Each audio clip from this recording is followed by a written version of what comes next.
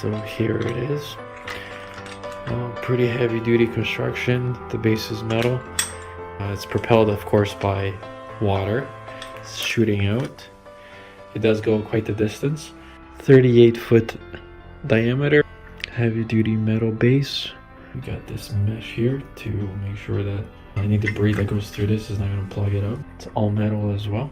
Wheels are also pretty heavy duty, which means you can drag it with you and it's not just going to damage. 38-foot diameter. It's going to cover the whole garden. So that's the sprinkler system. It covers quite a large area.